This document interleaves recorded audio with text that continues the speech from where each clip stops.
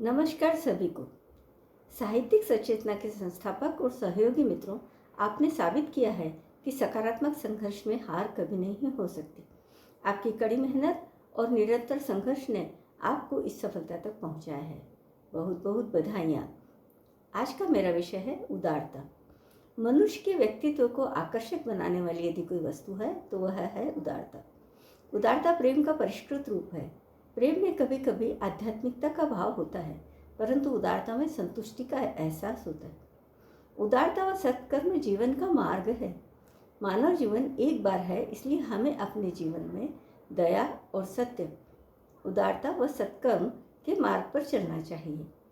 मानव धर्म में दया और सत्य ही धर्म से सबसे बड़ा धर्म है। सभी के साथ प्रेम भावना के साथ रहना ही मानव धर्म में आता है। भगवान ने हमें मानव जन्म उत्तम कर्म करने के लिए दिया है। एक कहानी के माध्यम से हम उदारता के इस एपिसोड को समझने का प्रयास करते हैं। एक सज्जन की आप बीती। रविवार की छुट्टी थी। बेटे के जूते सिलवाने के लिए मैं मोची की दुकान की ओर निकल रहा था कि बारिश शुरू हो गई। मैं भीगा हुआ मोची के पास जैसे तैसे पहुंचा।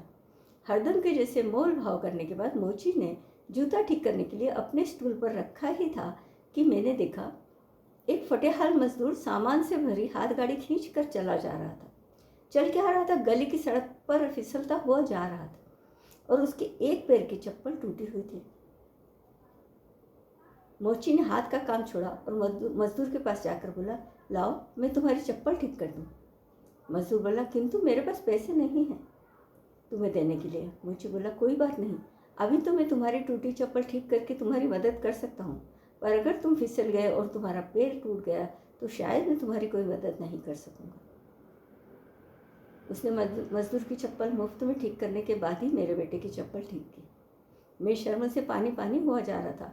कहाँ मैं, जिसके पास सब कुछ होने के बावजूद गरीब मोची से कुछ रुपयों के लिए मोलभाव कर रहा था, और कहाँ यह मोची जिसने अपने से गरीब आदमी की बिना किसी स्वार्थ के मदद कर दी।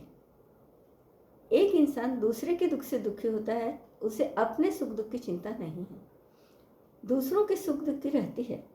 यह उदारता है, निस्वार्थ सहायता का भाव है। धन्यवाद। अगर आपको मेरा वीडियो पसंद आया हो तो लाइक, शेयर एंड सब्सक्राइब करना ना भूलें।